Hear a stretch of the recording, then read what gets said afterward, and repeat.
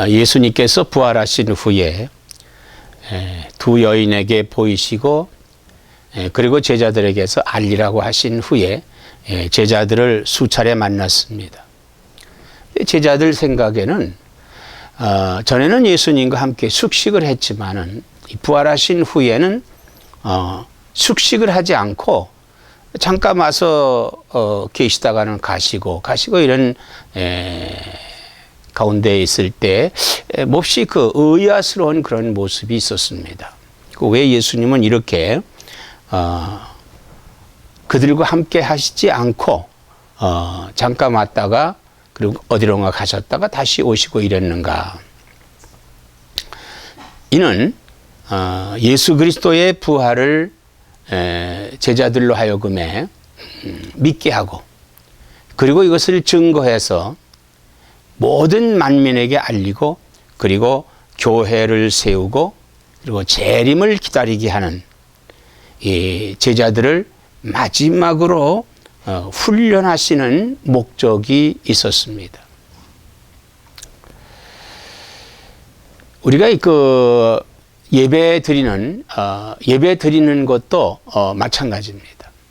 오늘 우리가 예배 드리는 과정을 오늘 우리에게 주신 이 말씀을 통해서 예수님의 부활하신 후에 제자들에게 행하신 이런 일들을 통해서 우리가 어떻게 예배를 드리고 어떤 생활을 해야 될 것인가를 우리에게 알려주는 그런 말씀인 것입니다.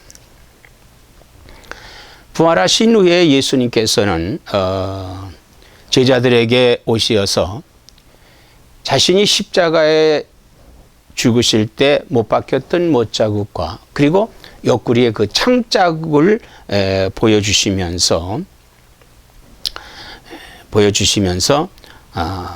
예수님의 제자들과 함께 하셨습니다.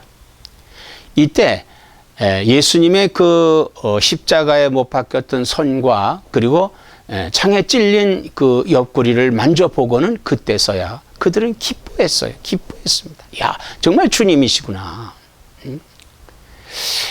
그래도 한 가닥의 그 의심을 갖고 있었던 것을 해소할 수 있는 그것을 만져보고서야 그때 그것을 그들이 아주 기뻐했다고 성경에 이렇게 말씀을 하고 있습니다.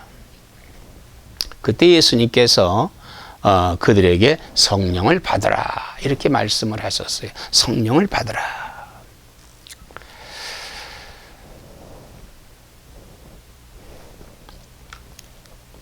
그리고는 어디론가 또 가셨습니다. 예수님의 제자들은 다시 이제 또 예수님이 오실 것이다 하고 기다리고 있었습니다. 그런데 상당 기간을 예수님이 오시지 않고 있는 거예요. 그때 이 베드로가 정말 예수님을 고대하고 기다리다가 그만 참지 못하고 나는 물고기를 잡으러 가노라 하고 디베랴 호숫가로 갔습니다. 그렇게 다른 제자들도요.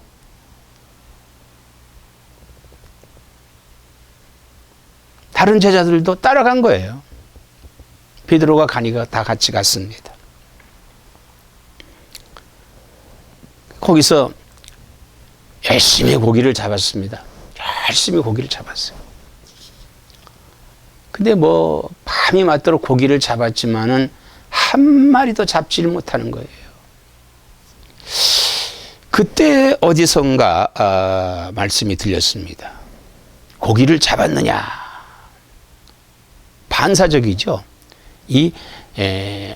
간절히 갖고자 하는 사람들의 어떤 그 욕구에 반하는 그러한 말을 할 때는 반사적이죠.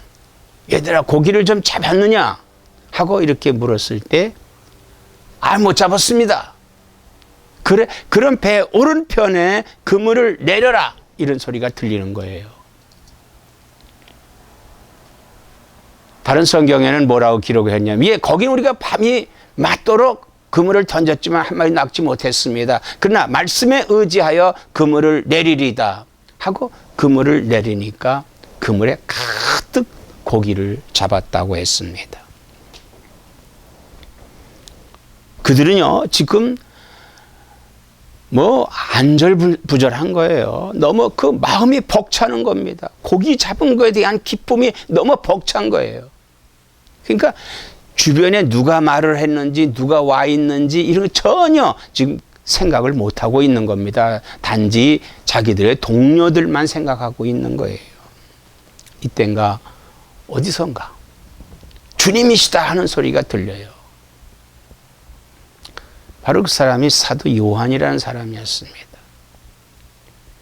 그때서야 정신이 번쩍 들어서 베드로가 보니까 정말 주님이 거기 계신 거예요. 그래서 벗고 있었던 옷을 입고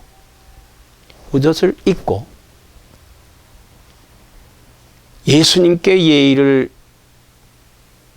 갖추려고 할 때 예수님이 이미 무트러 나가 계신 겁니다. 그래서 그도 내려와서 고기를 다른 동료들에게 끌어올리라고 하고는 예수님 곁으로 갔습니다. 근데 보니까 예수님께서는 숯불을 피워놓고 거기에 떡도 굽고 있는 거예요. 그러면서 그 생선을 좀 가져와라 이렇게 말씀하셨습니다. 이때 베드로는요, 순간적으로 생각이 났습니다. 예수님께서 광야에서 떡을 먹이던 광경, 예수님께서 행하시던 이적과 기적들과 말씀이 베드로의 마음속에서 싹 스치고 지나가는 것입니다. 바로 이것은 예수님께서 이렇게 나타나셔서 그들에게 고기를 잡았느냐? 배 오른편에 그물을 던져라. 그리고는 무태 나가셔서 숯불을 피워놓고 그리고 거기 떡을 굽고 그리고 생선을 가져오라 하시는 이 주님의 이 모습은요, 제자들에게 지난 3년여 동안에 가르쳤고 행했던 모든 일을 생각나게 하는 거예요. 생각나게 하는 거. 이스라엘 백성들이 출애굽해서 광야에 40년간을 헤매고 있을 때, 그리고는 시내산에서 하나님의 말씀을 받아서 그들에게 교육하고, 그리고 40년이 넘어서 젖과 꿀이 흐르는 땅 가나안을 바라보면서 이스라엘 백성들에게 해상하면서 말씀하신 것이 신명기입니다. 이것은 뭐예요? 하신 말씀을 리마인드 시키는 거예요. 예수님께서도 지금 이 숯불을 피워놓고 거기에 떡을 굽고 그리고 제자들이 그곳에 왔을 때 과거에 예수님이 3년여 동안에 제자들에게 행하셨던 것을 그들에게 생각나게 하시는 것입니다.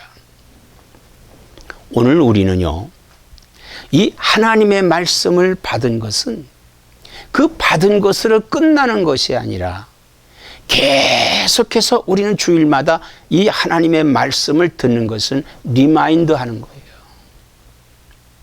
말씀을 생각나게 하는 것이다 이거예요. 그래서 유대인의 교육은 어떻습니까? 하나님의 말씀을 비관에도 붙이고 문설주에도 붙이고 들어가도 나와도 그걸 볼 수 있게끔 생각나게끔 하는 것이 유대인들의 하나님 말씀에 대한 교육입니다. 오늘 우리가요, 라디오를 들으면은, TV를 틀면은, 또 인터넷을 통하여 엄청난 하나님의 말씀이 홍수처럼 쏟아집니다. 그러나 이것을 그냥 듣는 것으로만 그친다면 안 됩니다. 이 말씀을 생각해야 되는 거예요. 리마인드 해야 된다는 것입니다. 이렇게 예수님께서 그들을 생각나게 하시는 이런 그러므로 베드로가 거예요. 그 마음속에서 흐르는 눈물이야 이루 말할 수가 없겠지요. 아마 예수님의 그 모습을 보고 베드로는 눈물을 흘리고 있었을 것입니다. 이렇게 예수님께서 제자들에게 부활하시고 그 자신의 상흔을 보여주셨을 때 사실 그때 도마라고 하는 사람이 그 자리에 있지 않았습니다. 그 제자들이 도마가 돌아왔을 때 예수님께서 오셨다 가셨는데 어디 갔다 이제 오는가? 그래? 정말 주님이 부활하셨단 말인가? 그럼 우리가 눈으로 봤어. 그러나 나는 그 손자국과 옆구리의 창자국을 내가 만져보지 않고는 난 믿지 않겠네. 이렇게 하면서 퉁명스러워하는 도마. 그리고 어느 날 예수님께서 그들에게 나타나신 거예요. 그들에게 나타나셨습니다. 그리고는 도마에게요, 그 십자가에 못 박혔던 못자국과 그리고 창자국을 보여주셨습니다. 창자국을 보여주셨어요. 그러니까 그때서 도마가 말을 합니다.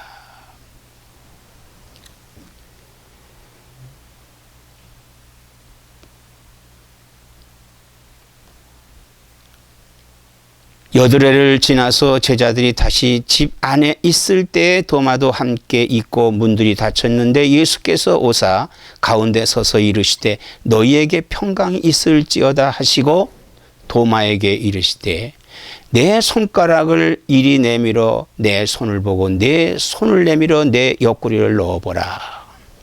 그리하여 믿음 없는 자가 되지 말고 믿는 자가 되라. 이렇게 말씀을 하셨지요. 도마가 그때 대답합니다. 나의 주님이시요 나의 하나님이시니이다. 그때 예수님께서 이르시되 너는 나를 본고로 믿느냐? 보지 못하고 믿는 자들은 복되도다 하시니라. 이렇게 책망을 하셨습니다. 책망을 하셨어요.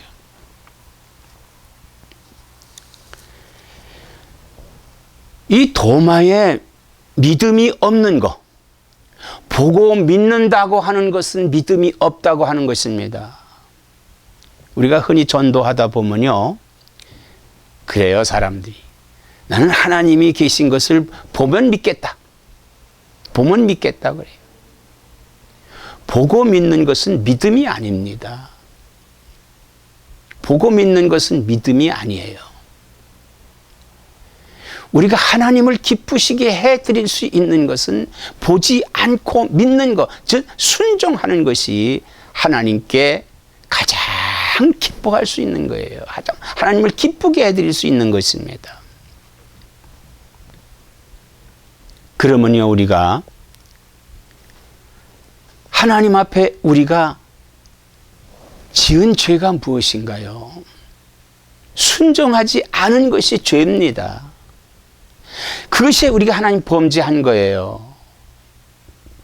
그러므로 우리는 하나님 앞에 순종하지 않은 것을 회개할 수 있어야 된다 이 말입니다. 회개해야 돼요.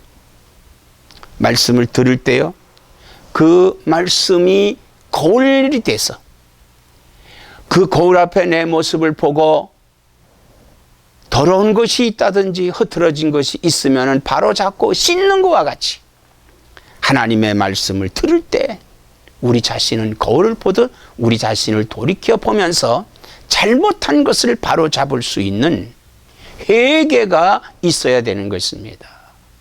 도마가 그랬지요. 주는 그리스도이십니다. 하나님이십니다. 이렇게 고백을 했어요. 바로 이것은 회개를 말하는 것입니다. 우리가 하나님의 말씀을 매일 듣고 그 하나님의 말씀에 내가 순종했는가 순종하지 않았는가. 순종하지 않았다면 회개해야 됩니다. 바로 이것은 뭐예요? 리폼, 개혁하는 겁니다. 우리는요, 우리 신앙을 날마다 개혁해야 돼요. 개혁. 바로 잡아야 된다라고 하는 것입니다.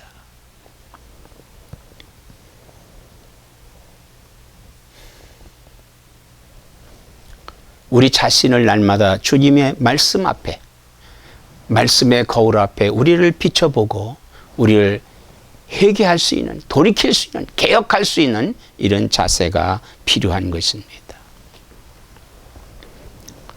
이렇게 제자들을 모시고 아침 식사를 하셨지요. 주님이 준비한 숯불에 떡을 굽고, 그리고 그들로 하여금 잡은 생선을, 그들은 잡을 수 없었지만 주님이 잡게 했습니다. 그 생선을 좀 갖고 오라는 거예요. 가져와라. 우리가 이 세상에 있는 물질들, 이 모든 것들이 다 하나님의 것입니다. 하나님이 좀 가져와라. 그럼 우리가 하나님 앞에 드려야 되지요. 드리는 것입니다. 자, 이렇게 저반을 먹고 난 후에 제자들에게 예수님께서 제자들을 바라보시고 그리고 베드로에게 말씀합니다. 요한복음 21장 15절서부터 17절의 말씀을 보면은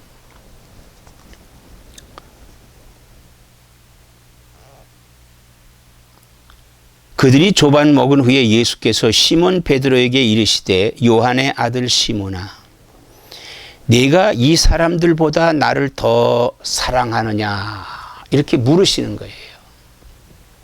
베드로에게 이 사람들보다 나를 더 사랑하느냐, 이렇게 물으셨습니다. 그때 베드로는요, 뭐라고 대답을 하느냐 하면은, 주님, 그러하나이다. 내가 주님을 사랑하는 줄 주님께서 아시나이다. 이렇게 말씀을 했습니다. 그렇습니다. 내가 주님을 사랑합니다. 그 주님도 아시지 않습니까? 이렇게 말씀을 베드로가 했어요.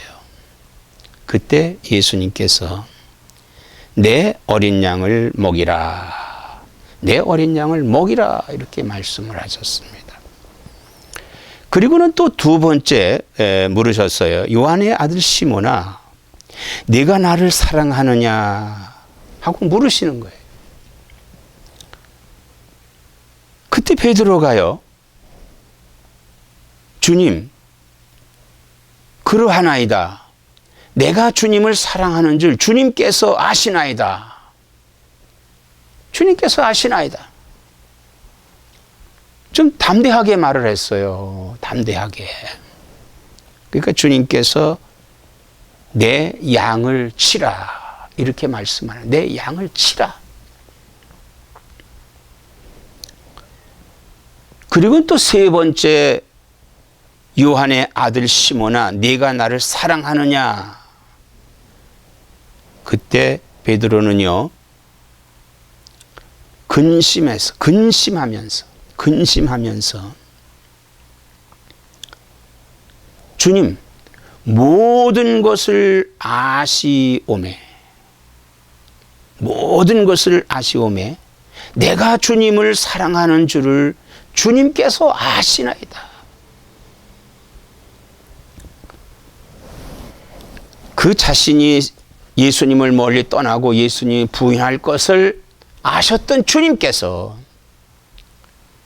지금 나한테 질문하실 때 또 내가 주님을 사랑한다고 하는 그 마음을 알지 않습니까? 다 알지 않습니까? 이런 말이에요.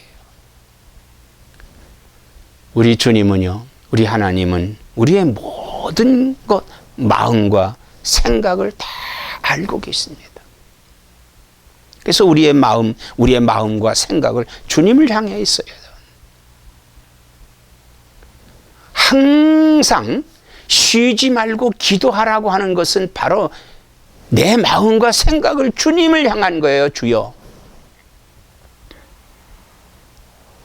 제가 이것이 필요합니다. 제가 이렇게 주어서, 주여 저에게 이런 것을 알게 하여 주소서. 주여 제가 이것이 필요합니다. 주님은 우리의 모든 생각과 모든 뜻을 다 알고 계십니다. 우리가요, 이 주님을 향한, 이 주님을 향해 있는 것이 굉장히 중요한 거예요. 이거 굉장히 중요한 겁니다. 그래서 주님과 나와의 관계가 이게 계속적으로 연결되어 있어야 돼요. 주님을 바라보는 그런 자세가 중요한 것입니다. 여기서 주님께서 베드로에게 내 어린 양을 먹이라, 내 양을 치라, 이렇게 하신 말씀은 뭐냐 하면 사명을 주신 거죠. 사명을 주신 거예요. 어린아이서부터, 그리고 어른이라 할지라도 어린 신앙, 남녀노소, 그리고 빈부의 격차, 학식의 격차가 있는 모든 사람들에게 하나님의 말씀을 가르치고 그들을 인도하라고 하신 그런 말씀이에요. 누구에게? 베드로에게. 그 베드로는 누굽니까? 제자들의 대표죠.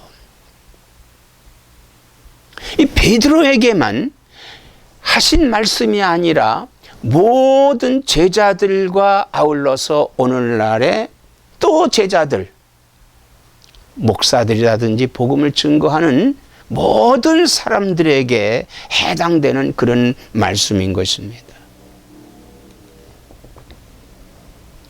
자, 이 말씀을 받은 베드로의 마음은 어떤 마음이었겠습니까? 3년 동안 주님께서 가르쳐 주신 그 말씀이 한마디로 요약된 말씀이에요. 왜 예수님께서 그들을 어부의 사람을 낚는 어부로 바꾸시고 예수님의 제자로 삼으시고 교육하시며 기적과 이적을 보여주셨던 이 모습들이 한꺼번에 온 겁니다. 그러면서 그 자신에게 이것 때문에 나를 부르시고 교육하시고 여기까지 왔구나 라고 하는 그 마음에 불이 붙기 시작을 합니다. 숯불이 훨훨 타듯이 그 마음에 불이 붙고 있습니다. 그리고 예수님께서 만나셨던 첫 마디가 성령을 받으라 하셨던 그 말씀에 불이 막 붙는 거예요. 자, 우리는 이 말씀을 받을 때 마음에 불이 팍 붙어야 됩니다. 이것을 리바이블이라고 합니다. 리바이블. 마음에 붕이 나야 돼요. 오늘도 1시간 겨우 예배 시간, 그리고 20-30분의 말씀을 듣고 그냥 무덤덤한 것이 아니라 이 말씀에서부터 내가 뜨거운 사명감과 아울러서 주님의 명령을, 주님의 말씀을 이 땅에서 행하고자 하는 그런 결단과 각오가 내게 있어야 되는 겁니다. 그리고 행해져야 되는 거예요.